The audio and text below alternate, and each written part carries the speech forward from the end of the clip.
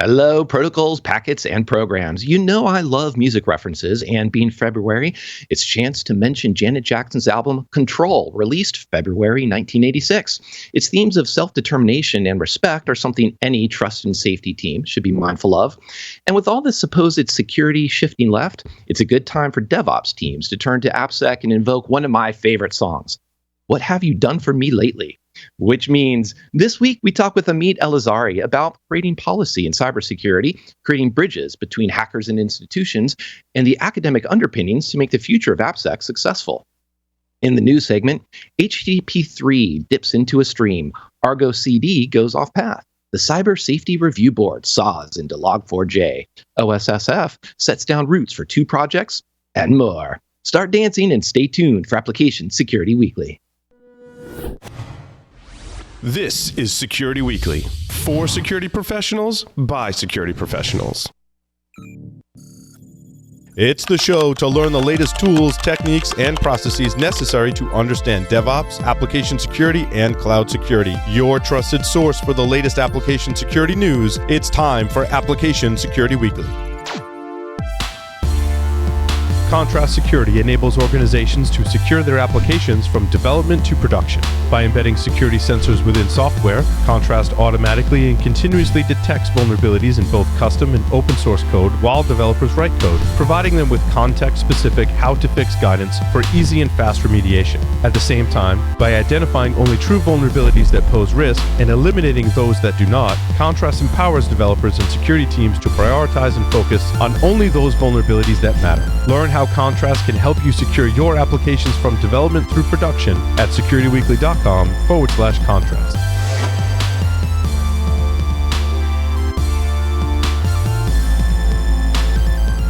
This is episode 183, recorded February 7th, 2022. I'm your host, Mike Shima, and as always, I'm here with John Kinsella. Hello, John.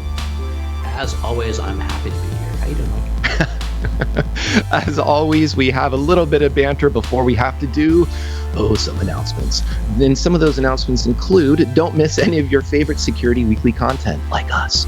Visit securityweekly.com/subscribe to subscribe to any of our podcast feeds, especially AppSec Weekly, and have all new episodes downloaded right to your phone. You can also join our mailing list, Discord server, and follow us on social media and streaming platforms. CRA's Business Intelligence Unit has launched its next survey on Zero Trust. What are your barriers to Zero Trust implementation? Take our survey and enter to win a $500 Tango card by visiting securityweekly.com/zerotrust. Results will be released at our upcoming, I'm going to say it one more time, Zero Trust eSummit in March. Dr. Amit Elazari is Director of Global Security Policy at Intel's Global Government Affairs Organization, a lecturer at UC Berkeley School of Information, and a member of the External Advisory Committee for the Center of Long-Term Cybersecurity at UC Berkeley. She holds a doctoral degree in technology law, that's a JSD, from UC Berkeley School of Law, and graduated summa cum laude, 3 prior degrees in law and business.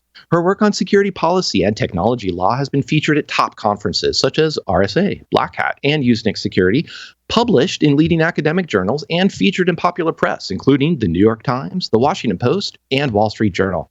Hello, Amit. Thank you for joining us. Hi, good morning. Good morning. It's wonderful to have you here because we get to have a different sort of conversation, a conversation about policy, which is actually going to be interesting, I think. And a lot of the policy is topical because, as I was mentioning, Zero Trust, also recently coming out of the White House, and you've been involved in a lot of the policy area, but that also a lot of that policy area, I think, started with you building bridges between the hacker community and organizations, institutions, especially around bug bounty. So maybe we should start off with a little bit of just what brought you into both of this area of hacking hackers and the policy angle. Yeah, absolutely. Well, first of all, I would like to start all my Mondays like this. So it's a pleasure to be here. Happy Monday to all our viewers and our listeners.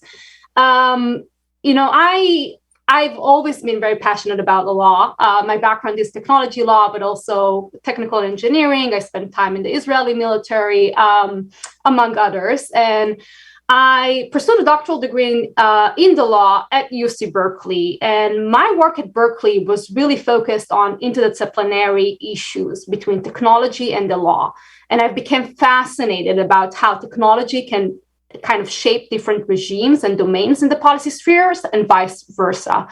And as I worked on multiple areas in the area of intellectual property and privacy and security, I learned a lot from my sister, Karen Elazari, who has a pretty really interesting and fascinating TED Talk about hackers as the immune system of the internet, about this concept of security researchers and ethical hackers, and how much that adversarial mindset and the work hackers are doing out there is important for organizations and for our security posture.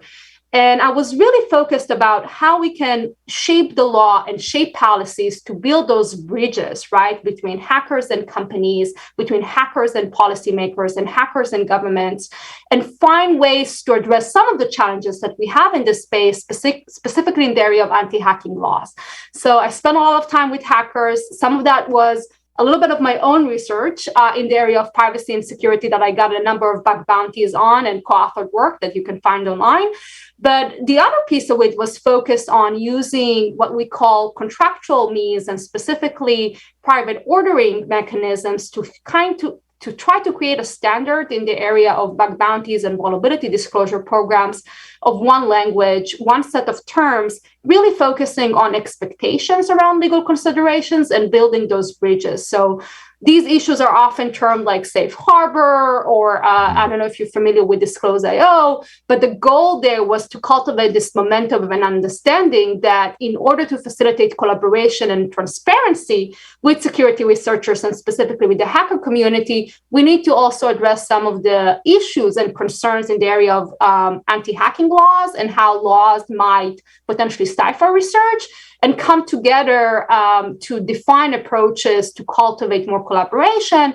And there I work with a lot of companies and the platforms, and this is prior work before I joined Intel, but we're also supporters of this work at Intel, looking at adopting specific terms in bug bounties and vulnerability disclosure programs that focus on this concept of the safe harbor.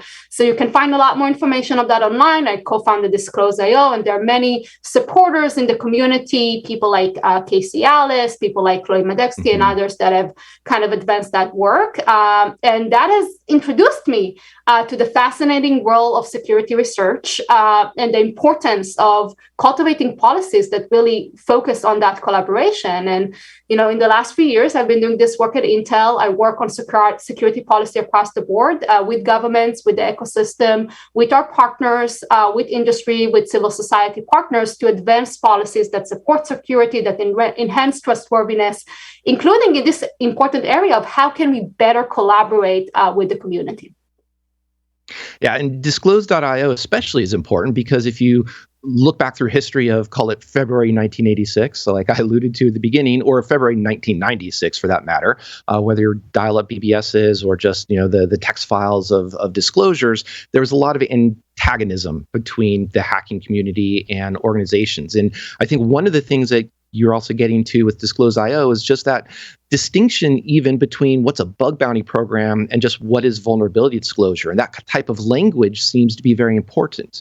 So tell us a bit more about, you know, what does it take to have these types of shared language or teach or educate even policymakers when you're trying to build these bridges between a technical hacking community and organizations or government organizations that may still be technical but have different concerns, different thoughts, you know, different approaches of what they're considering is important to them?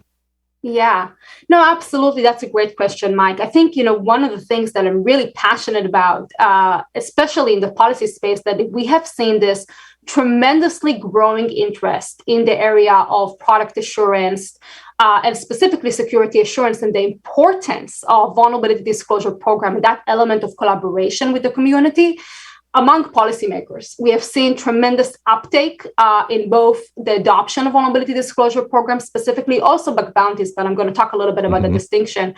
among governments around the world. We have seen a focus in policies, in proposed regulations, even in the May 12 executive order. You talked about zero trust. So another pillar of that executive order is, of course, that element of having those processes, the vulnerability disclosure program, to collaborate with the community. And that is a focus for federal agencies as well. And part of that is, again, looking at the different tools that we have in our toolbox to advance security assurance. So at Intel, for example, we have a number of tools in our toolbox to cultivate that momentum and that collaboration with the community. We just launched Project Circuit Breaker, which is a specific bug bounty that is focusing on cultivating an even deeper engagement with the community with an elite group of 20 hackers. We launched just one element of this called where we are focusing on the Tiger platform, and we're looking into kind of a time-gapped event on the Tiger platform, inviting security researchers to look at issues in that platform in particular, and inviting them to collaborate with our own engineer and learning from our engineers about that platform. But as you look kind of at the arsenal of toolbox, we are seeing a lot of confusions between vulnerability disclosure programs and bug bounties. These are distinct. They're also distinct when it comes to the terms, right? And what we talked about, which is kind of the guidelines of the program. But specifically, you might want to consider to have those two different toolbox in your arsenal as you look at product insurance investment. So in a bug bounty, of course, you are offering usually payments. You're offering incentives to test specific systems in the scope, and you're cultivating that research collaboration through that incentive mechanisms, through paying bounties, paying monetary, providing those monetary investments. Now, you can do private bug bounties, right? Time-bound bug bounties. You can have a public bug bounty running in the background. Again, as I mentioned, we have a number of tools. We have the public bug bounty at Intel that has garnered really great results. We just launched our product security assurance report. You can look at the numbers of CVEs that we found through our collaboration with the bug bounty. But in addition to that, we have a vulnerability disclosure program. And again, we are deepening our engagement with the community through private bug bounties or time-gapped events with multipliers, and this is Project Circuit Breaker that we just launched.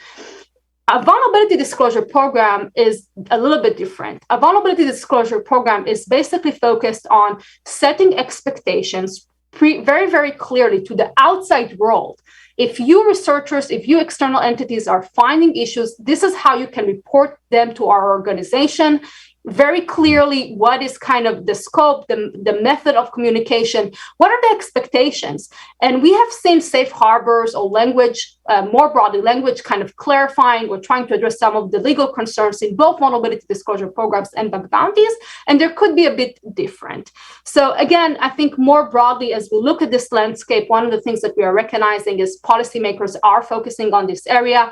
Tremendous investment, not just from organizations, but also from the governments of the world and policymakers on deepening that engagement with the community. We have just seen, the recent cybersecurity review board that is part of the executive order got launched by CISA, and we have seen how CISA is cultivating this momentum of engagement of collaboration with the community. And I think we will continue to see it. And as we are looking at those different landscapes, I think one of the learnings from Disclose.io and the work that I've done in the past in this area of addressing or mitigating legal concerns is we should be very active in trying to find new ways to foster that transparency, collaboration, listening to researchers and their kind of concerns, and really deepening that investment. And this is part of what we're doing right now at Intel with Project Circuit Breaker.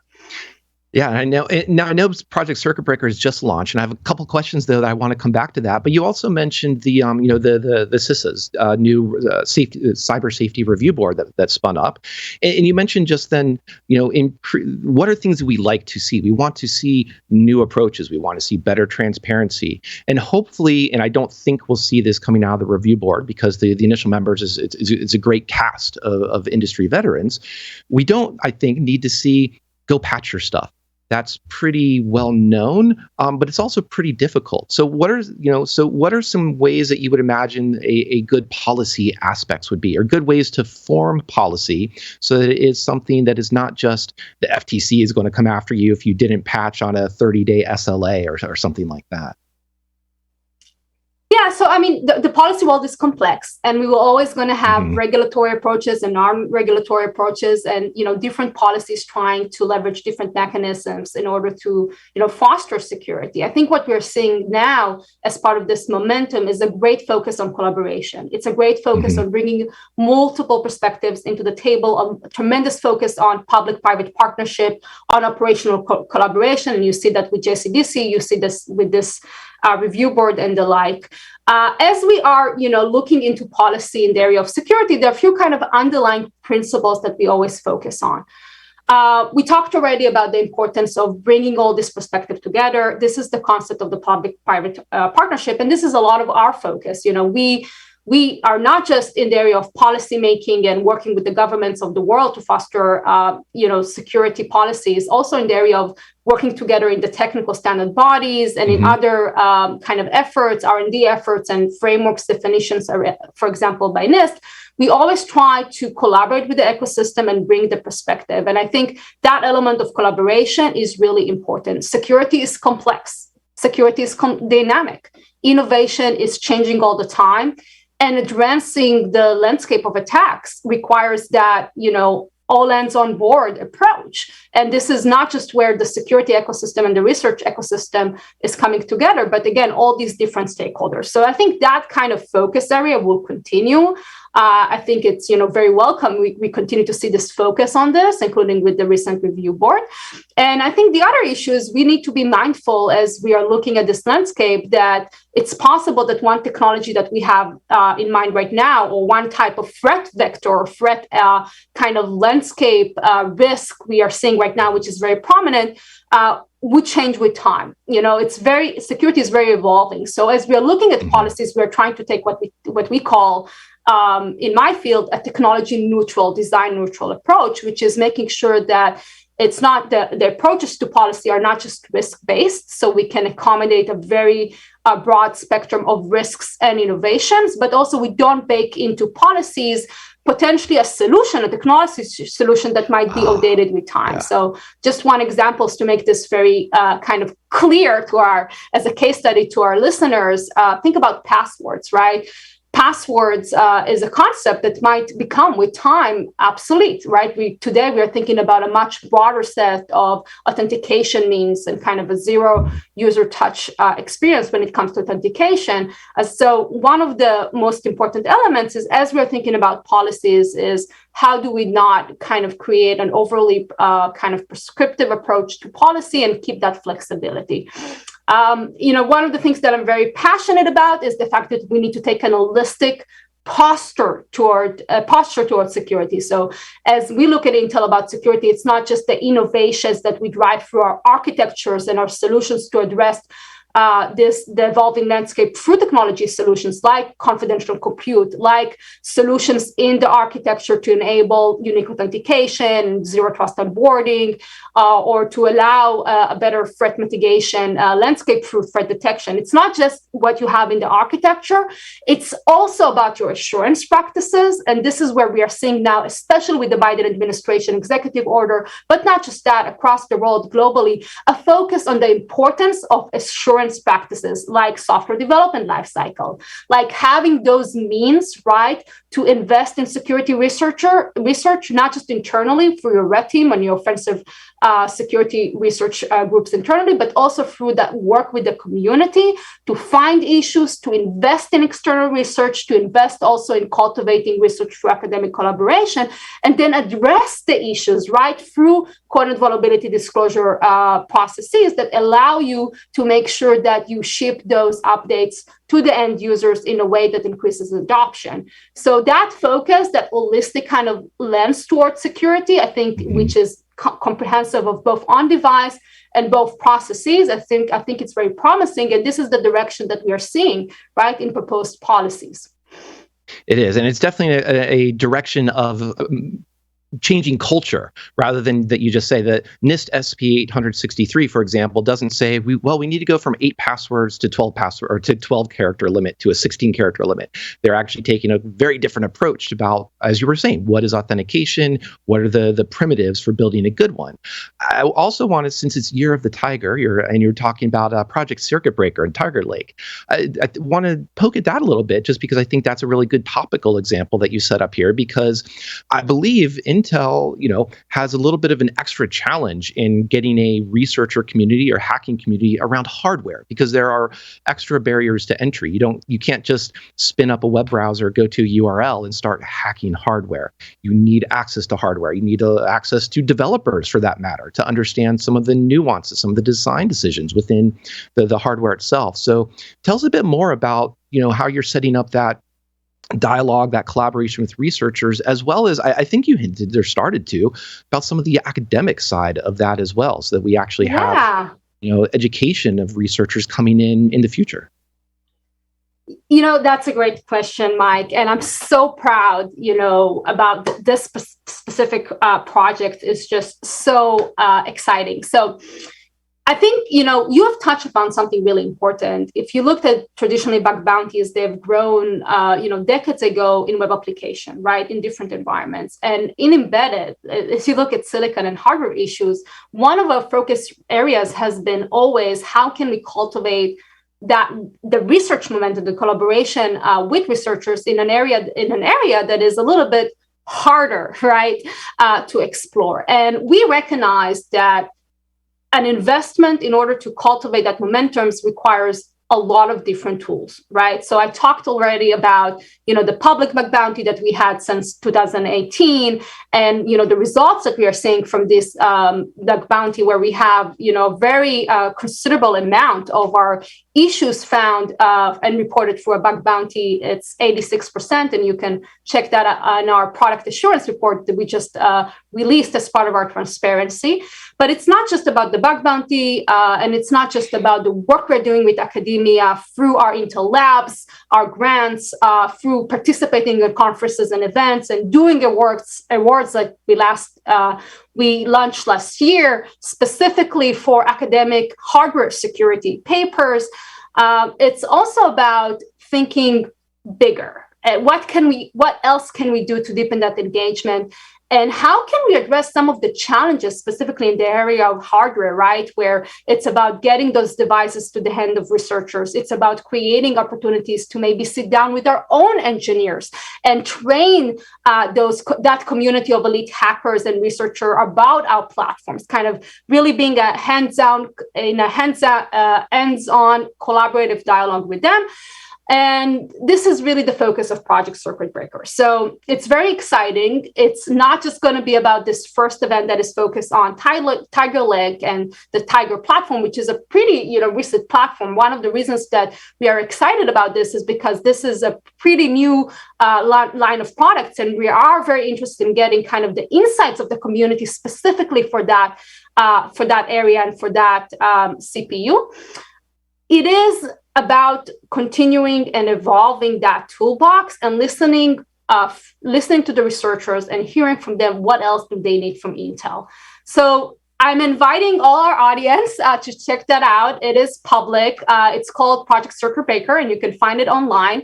In this particular area, we are inviting 20 researchers. This is already ongoing. And these 20 researchers, elite hackers, have received systems. They received our Core i7 processors, and they're testing it. And part of what we are offering with these programs are multipliers on our bounties. And this is running in addition to our public bounty. And what we are planning is, again, additional events, targeted kind of time blocks, challenges where we are looking to really collaborate with the community. And a big pillar of it is, basically engaging with more and more researchers, creating a broader and diverse community of researchers specifically for embedded.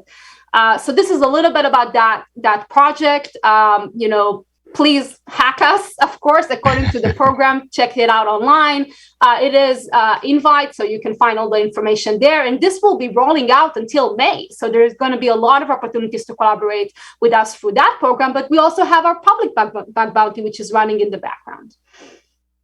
And one of the things that we try to do on this show is just provide educational resources, references to CTFs, known vulnerable applications, things like that.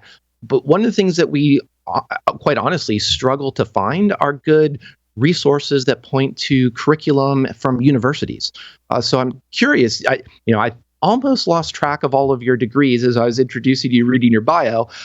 You clearly quite familiar with academia. What are some things that you would look to or that you would love to see more of within, what's a security curriculum so that, new grads come out with a better fundamental, a better foundation of security rather than having to start from scratch and diving into bug bounty from almost zero knowledge?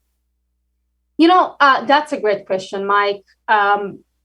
It is, for me, kind of connecting your question to kind of what we talked about throughout this whole episode, which is the topic of transparency. And I think it's really important to put resource out there. So a lot of what we do is being very transparent about our processes, but we also work with the ecosystem to make standards available, working together to cultivate frameworks, share from our practices. And this is where we have, for example, the bug bounty community of interest. And you can go online and we are participating in that and find different information about bug bounties. And we already talked about Disclose.io.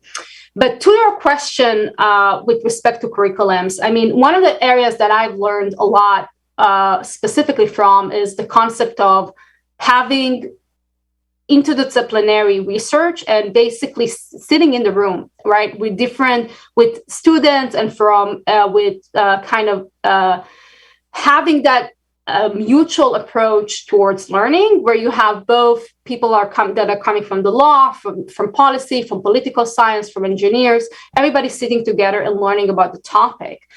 This has been a tremendous focus in security. I think we have seen more recognition that we need that interdisciplinary view in order to address the challenges, in order to simply understand the attacks, right? And what risk we have out there. We need that more diverse lens. And I'm really hopeful, this is part of, what I'm involved in, right, at UC Berkeley in the School of Information. I'm really hopeful that we will continue to see that focus, right, in curriculum. So more policy, political science, legal-oriented kind of approaches towards security being taught in computer science curriculum. More generally, even more security is a focus in computer science and in engineering curriculums. We have started to see that already. I think that will be continue to be a focus, and that's important. And also think about, making resource available. Today we have security is very focused on that. I think we have a lot of researchers, leaders, academic kind of pioneers, companies. We all coming together to put resource out there. But this has also been a focus of policymakers as we think about the workforce of the future. And that is in particular very exciting. And I think it's just kind of, having that understanding of both the need for interdisciplinary lens as it comes to security, but also the needs for continuous investments and work and resource. Yeah, and I think I hope this is a good assertion that I think at the macro scale you're describing intergovernment, organization or coordination amongst institutions at the policy level. That's where policy happens at a very macro scale. But I think what a lot of you're describing too, just the interdisciplinary approach, where more than just technical engineering approaches to development or security, is also applicable at the micro scale, meaning how are AppSec teams and DevOps teams collaborating, working together? How are they translating? This is what our policy needs to look like as we get to design and implementation. Absolutely, Mike. I mean, this is the best part of my work. I love speaking with our technical experts, with our engineers, with our security leadership, and learning from them about our practices. I think in that area where we're all coming together and really in the kind of almost like the joint area in the Venn diagram where all the perspectives are being combined, this is where the magic happens. This is where the innovation happens, right? So it is micro, it's macro, but it's also a continuous area of investment where we're going to need to put a lot of more resource in order to make sure that we continue to cultivate, right, that diverse, holistic mindset towards security. And this is the focus that we're seeing in policies, and it's very exciting. And maybe this is probably my biggest call to action as we all work and consider the next generation of policies and regulatory tools in the area of security, is that focus on not just risk-based approaches and technology neutrality, but the continued look at security as a holistic issue, right? So fostering those investments in areas of academic collaboration, of research, having a very diverse workforce, but also having a diverse toolkit, right, to advance security. And this is where you're seeing the security assurance practices, cultivating that open ecosystem, and the work on software security together with the on-device, security hardened technologies that are coming from the silicon, from the foundations up. Amit, I want to back up a tiny bit, and this is meant as an education for our listeners, so I don't mean this as a gotcha against you. So please don't take it that way. You mentioned something around, you want everyone to hack you, but only where you guys want to be hacked. And from my experience, the hackers and elite hackers and a lot of people in the industry, they don't take a request like that very seriously. So, and the reason I'm asking this to you is, I think with leading policy and being fairly how will I say, exposed to high-level talks and understanding what happens at a larger organization like Intel, would you maybe want to talk for a few minutes about why you ask someone to only, focus their security lasers, to use that phrase, at the places where you want them to, versus, what's going on behind the chair? Any thoughts or comments around that for our listeners? Yeah, I think it's important to kind of recognize, I talked about an arsenal of tools. So we have that arsenal of tools. We have a public bug bounty, which has a much broader scope, right, than this specific Project Circuit Breaker that we're just launching, which is open in the background. And in that, our hackers, our community, our researchers are still very much invited to participate in the public bug bounty, which has a broader scope. And we also have a vulnerability disclosure program. So people are invited to report to us issues that they find, right, more broadly, right, even if they don't want to participate in a bug bounty. So we have that public bug bounty. It's running in a public form since 2018. And we cultivate research through that. We have the vulnerability disclosure program, so already 2 tools. And this is, of course, in addition to our own internal offensive research efforts and our own investment in product security assurance, and in addition to our investment in collaborating with academia, right, through our Intel Labs programs, for example, paper awards and the work we're doing there. On top of that, we recognized that we wanted to continue and deepen our engagement. And so we create another incentive-based program that is Project Circuit Breaker. So I think it's important to draw the distinction and say we are not just looking at collaborating with the community through Project Circuit Breaker. We are very excited to kind of deepen the engagement there. And that's why we are offering, multipliers on the bug bounties.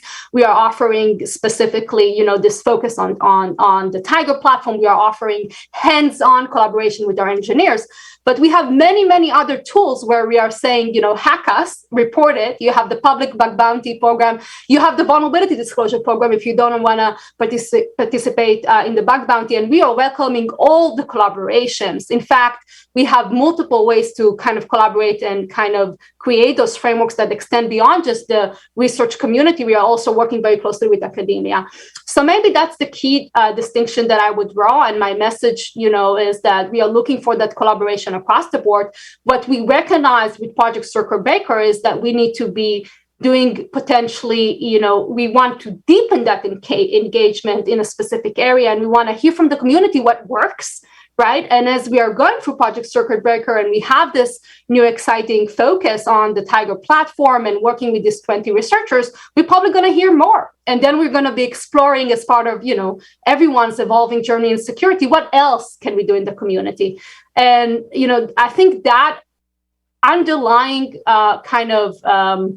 understanding that the security, not only security is a journey, but your collaborations with the ecosystem is also a journey, is part of the areas that I'm mostly passionate about. I learned a lot from the community, and that has been, the focus of my paralegal work. But here, what we are seeing is this journey towards transparency and collaboration would require very different tools that are working together all the time. And that's kind of the relationship between project circuit breakers and more generally private bug bounties, right? To get together with public bug bounties, together with vulnerability disclosure programs. Cool. And I think that there's an aspect there too, that it sounds like setting up the distinction between bug bounty program, where we will reward you within this particular scope, and having a disclosure program that's just, we will acknowledge that there are things that fall out of scope that may be found. That, I suppose, is also what comes back to the idea of disclose IO. And is it going to be an antagonistic relationship, whether it's just more of you owe me a bounty versus you don't owe me getting sued? So, maybe along the lines of John's questions, what are some of the ways or resources to start to build up those programs? Because I don't think it's very easy to turn on a Monday and say, we've got vulnerability disclosure, we've got a bug bounty program, come hack us. So how can people, what are some ways to get started perhaps along that journey? Yeah. And I think Mike, you touched on a really important point, which is, again, as we look at the concept of private bug bounties and public bug bounties and vulnerability disclosure programs as tools in the toolbox, there is a distinction to be drawn. And not every organization is ready, right, for a bug bounty or a private bug bounty, or, there could be different considerations, but the fundamental understanding of having a vulnerability disclosure program, having that very clear means to collaborate with the ecosystem, clarify that you welcome reports from the community, and this is how you can reach us, and here are the expectations. I think that's what we're seeing a lot of focus from policymakers. It's kind of an underlying capability that we're seeing not just in IoT security regulations and many areas, and now we have seen, of course, federal agencies, the focus there with CISA bots. It started already in 2020, but of course, this is a pillar of the recent executive order. There are a lot of resources out there. I think it's important to recognize that setting up a vulnerability disclosure program, or if the organization is ready, in addition, a bug bounty program or something else, you should consider what approach makes sense to your organization. Above all, there is this understanding that obviously, getting the reports is only a piece of the puzzle. Then you have the entire code of vulnerability disclosure process. And specifically, by the way, in hardware, it can get pretty complex. We called it multi-party code of vulnerability disclosure. And there are resources that are available to the community. First, we have international standards, ISO IC 30111, 29147, Katie Mazouris and Art Minion are regional co-editors, and these international standards are really, recognized as being very, very important to advance our joint understanding of what it means to do vulnerability disclosure, both in terms of the setup of the reporting, right, and the communications, but both in terms of the handling process. So once you get that report, what do you do with it internally? How do you handle the vulnerability in a way that creates, studies the issue, looks at creating a potential mitigation, validates the mitigation across different environments, and then release the mitigation to the public in a coordinated fashion. We call that the handling process. And those two international standards are very, well regarded. But on top of that, we have NIST frameworks that have been released. We have the first.org frameworks in this area. They are resourced by CISA. They're resourced by NTIA. They're, reports by ENISA. So if you look it up, there are a lot of different options and kind of available resource for you to look at it. And it is important to recognize that even though we have those frameworks like Disclose.io, the DOJ framework for consideration around how you want to draft a vulnerability disclosure programs, you have all these different best practices. In the end, you have to tailor it to what works for your organization. And specifically for the community, it's very important to try to use very clear language, set the expectations. We know this area of expectations around communication is one of the most important areas when we think about collaboration with the community and fostering transparency. In the area of the legal issues, as I mentioned, this is a complicated area, and obviously organizations should look at their own legal advice and what works. But what we try to do with Disclose.io is to create that mutual understanding, that template language. As part of CISA Bot 2001, they actually released a template for federal agencies, and organizations can look at that. As I mentioned, you do have Disclose.io. So there are resources out there, and there what you can kind of specifically look at, there is a boilerplate, what we call safe harbor.